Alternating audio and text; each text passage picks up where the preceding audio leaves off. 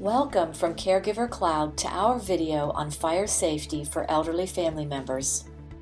As a family member, you should be concerned with keeping the elders in your family safe from home fires. In the United States, 7 people are killed every day in home fires.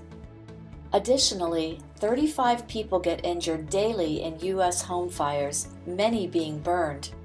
We have a moral obligation to help our parents and grandparents and keep them as safe and sound as possible.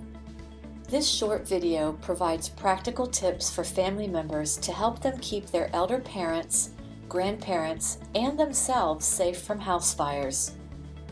Fire emergencies happen unexpectedly, so sit down with your elder parents, grandparents, and family members now before you have to deal with the shock of a fatal home fire. If an elder family member is killed or injured in a home fire, the remaining relatives and friends are often scarred for life. So take action beforehand to help prevent such tragedies. Let me tell you a tragic story about a close friend. Jim lost his father unexpectedly in a sudden house fire one night. His father was a young elder in his mid-60s. He was a smoker, and it is believed that a smoldering cigarette was the cause of the fire. Smoking is the leading cause of house fire deaths in the U.S. While trying to escape the fire, Jim's father fell and hit his head and was believed to have suffocated on the smoke from the fire. The fire was confined to one bedroom, but the smoke and intense heat consumed the whole house. The heat was so hot that a computer printer at the other end of the house was melted. A neighbor entered the burning home to try and save Jim's father, but because of the intense smoke and heat, he had to leave the building right away. It is believed that the neighbor came within a few feet of reaching Jim's father. You generally only have 3 to 4 minutes to escape a burning house fire safely. Afterward, Jim's family was impacted by the tragic situation for quite a while. Imagine learning that a loved one died in a house fire as opposed to dying in a hospital or nursing home facility. There were multiple smoke detectors in the burned house. But Jim said that looking back, another one in his father's room would have been a good idea. Often, a cigarette is not put out properly or falls into a couch or mattress that a person is lounging on. Cigarette smoking is so addictive that many smokers have to smoke right until they fall asleep. Sometimes smoking is combined with drinking alcohol, and this is a lethal combination, as an alcohol-impaired person is more likely to fall asleep or pass out with a cigarette still lit in their hands. Cigarette smoking is not just a concern for the elderly, but also for a caregiver or other family member who smokes and is living with an elder.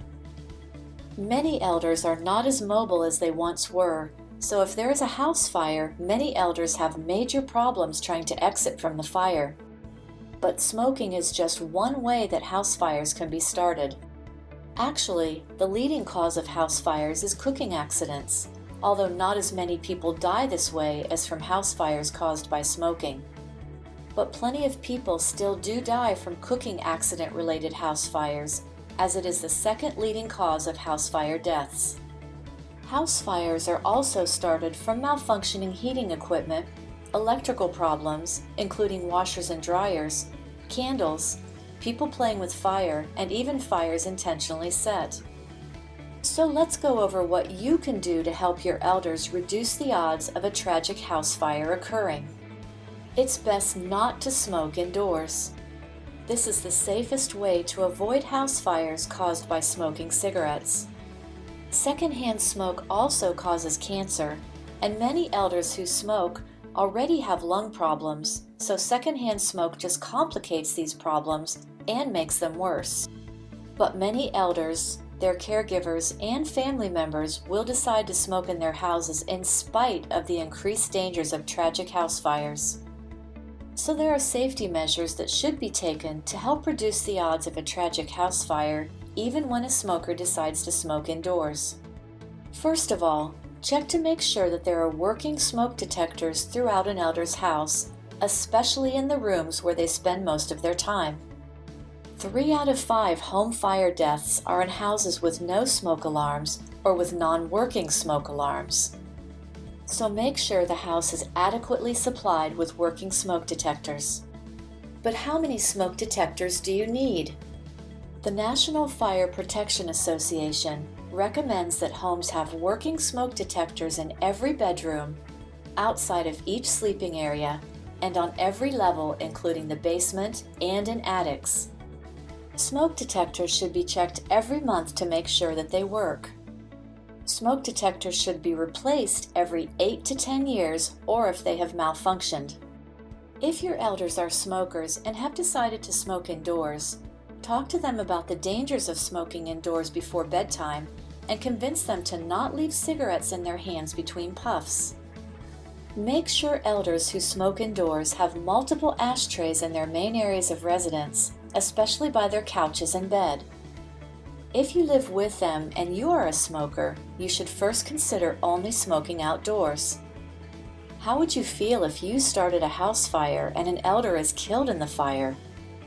Also, how do you feel about increasing their risks of cancer or other lung problems if you smoke indoors?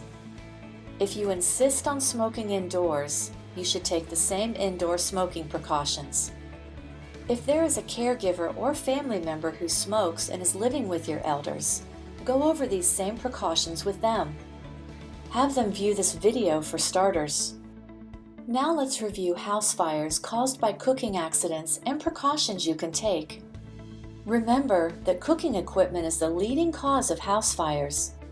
You should ensure kitchen stove safety by checking to see that the stove is free of grease, uncluttered, and has well-marked controls.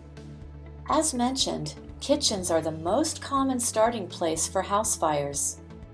Check to see that kitchen stoves are safe. There should be no odor of gas present. Curtains and other flammable materials must be kept away from the stove. A stove should have well-marked, easy-to-use controls.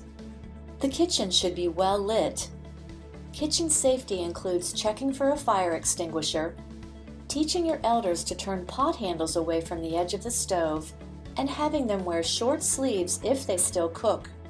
Elders should not wear clothing that is loose-fitting or with long sleeves because that increases the chance that they will catch on fire. Jim, who lost his father in a house fire, also had a mother-in-law who was badly burned and hospitalized when her clothing caught on fire while cooking. Before cooking, ensure that pot holders or oven mitts are readily available. Make sure that the elderly know how to use the fire extinguisher. Now let's discuss house fires started because of faulty heating systems. The most important thing for preventing heating system-caused house fires is to have the heating system inspected annually. Also, make sure that the heating system is not surrounded by clutter like boxes and bags of material.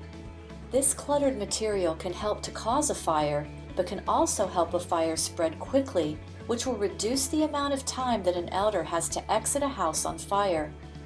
For fireplaces and other fuel-burning stoves, make sure that proper screens protect sparks from flying. Don't ever use your stove for heating and turn off any space heaters when leaving a room. Now let's review house fires caused by electrical problems. Realize that the overuse of extension cords may result in fires. Extension cords must not be overused or they may cause an interruption in electrical power or even a fire. Extension cords shouldn't be run under rugs. Extension cords must be kept in good condition and free from fraying. Consider having a qualified electrician review the wiring in your house. Now let's discuss why elders are more likely to die in house fires than others. Compared to the fire-related death rate of the general population, elderly people aged 84 and older are more than 4.6 times more likely to die from a fire. According to FEMA, people aged 65 and older have 2.7 times the chance of dying in a fire than the general population. Older males have a higher risk of dying due to fire than older women. FEMA identified medication use, physical disabilities, mental disabilities, and increased poverty as risk factors for the increased chances of older adults dying in fires. Now, what if there is a house fire? What should elders and family members do? One important thing that we have all heard about since we were younger and in school is to have a fire exit plan in place in case of a house fire. Discuss exit routes with your elderly parents, grandparents, and other family members. Practice the fire exit routes with your elders and family members. Remember the fire drills. Depending on where the fire is and where a person is when a fire breaks out, using the proper exit route can save lives. Please review an emergency evacuation plan with your elderly parents or grandparents. An evacuation plan is needed in case of fire emergency and can save their lives. Wayfinding refers to knowing where the safe exits are located in case of a house fire and depends on where the fire is located. Use of the way indicates whether or not an elderly person can get out independently. Please take this matter seriously and talk to your elders and family members now. Don't wait. You can save lives. Send out the link to this video to friends and family members. Post it on social media. Play it from your phone, tablet, laptop, or desktop for your elders, family, and friends. Do your part. Lives can be saved by reviewing and sharing this video with others. This concludes the Caregiver Cloud video on fire safety for elderly family members.